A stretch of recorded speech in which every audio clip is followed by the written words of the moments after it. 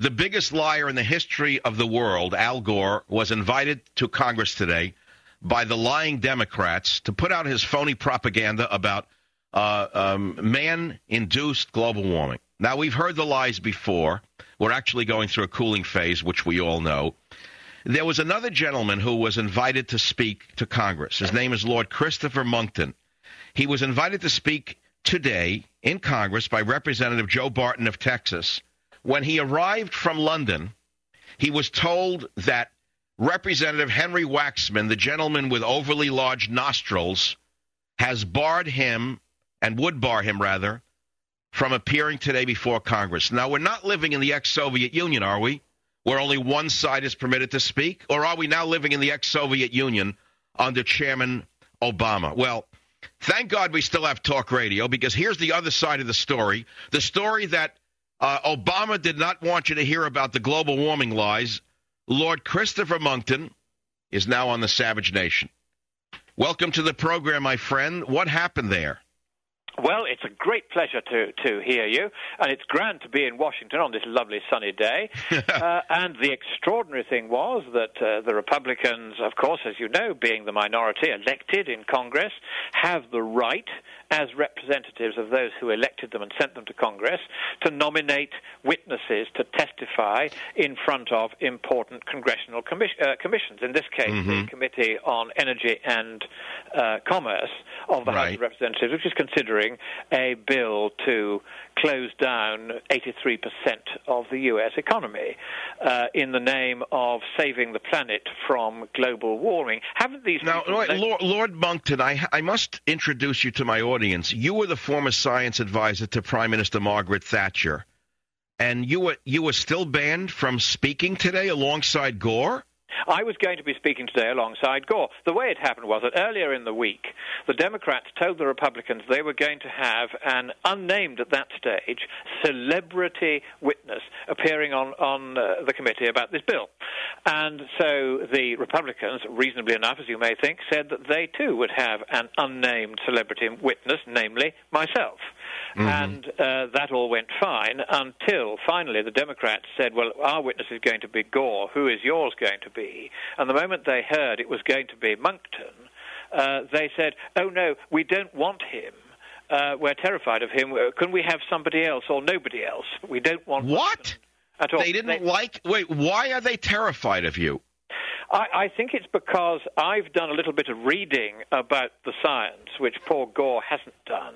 And you've just described him as the biggest liar that there ever was. And certainly today, in his testimony, I went anyway and sat and listened to him and tried to shake him by the hand, but his goons surrounded him and pushed me away. Not very polite either, is he?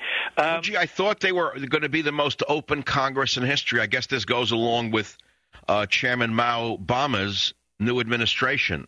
I'm afraid it's all very much of a piece. I mean, these people are not lovers of free speech, nor are they lovers of the scientific truth. They listen to the usual rubbish from Al Gore, and it's not as though it was new rubbish. I mean, it's old rubbish that the High Court in London condemned roundly by saying, and I'm going to quote exactly from the judge in the kind of custard-faced voice that they use, the judge said, the Armageddon scenario that he depicts is not based on any scientific view. And that was... Why don't you please tell the American people, Lord Monckton, tell the American people what happened in England when a father who was a truck driver was so offended by the lying propaganda movie that was put out on global warming that he sued. It was taken to the High Court. And didn't they find that they had to run a competitive series of facts alongside the film for the children? He did, yeah, quite right. It was Stuart Dimmock was his name. He's a very nice man. He was a lorry driver and father of 2 school-age kids who was absolutely fed up when these kids came home and told him that time and time and time again in their geography classes, their science classes, their environment classes, their green classes, their green week, they were made to watch this same mawkish sci-fi comedy horror movie from Al Gore. And then Dimmock discovered that the United Kingdom government was proposing to give away copies of Gore's movie, which they were paying $20 a time to Gore for, to every school in England, so that everybody would be made to watch it all again.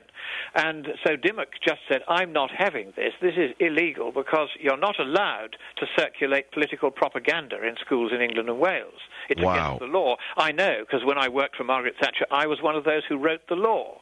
And the idea was precisely to stop this kind of flagrant political tampering with the objective scientific truth. So Dimmock very bravely took his case to the High Court. It's not a cheap thing to do, and it's not an easy thing for an ordinary lorry driver to do. But he very bravely did it and stood up and faced down the British government, and he won his case to the government's astonishment.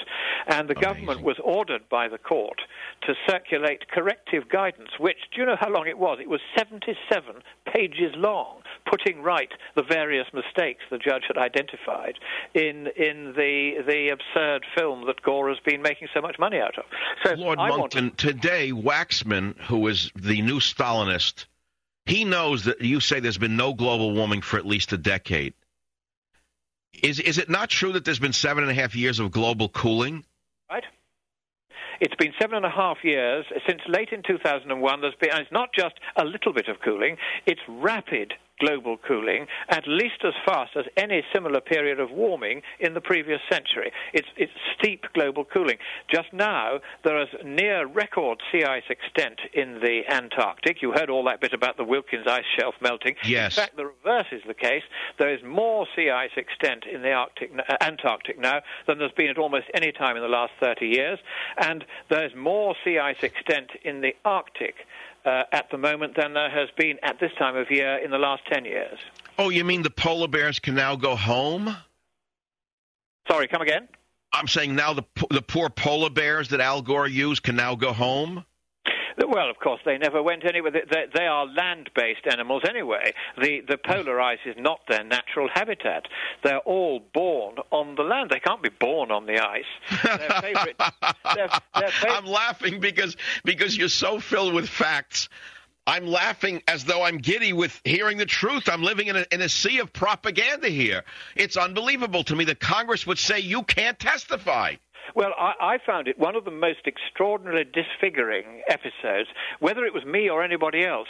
If the elected minority choose to put forward as their celebrity witness somebody who, on any view, knows a great deal more about the reality of the climate than Al Gore will ever know, and the Democrats, knowing that that is the case, decide they do not want the truth about the climate told so that Gore can have a clear run telling his lies, then I think this is an extraordinarily dark day for democracy, and it is a pointer to what is to come. If you do not stop this kind of behavior by people like Waxman and Markey and all these other characters, Jay Inslee, who sit on that committee as Democrats, if you don't now, everybody reach for your pens and write to these people and tell them that the First Amendment to your Constitution guarantees the right of free speech, and it is not up to them to turn down the chosen witness of the minority just because they find that that chosen witness might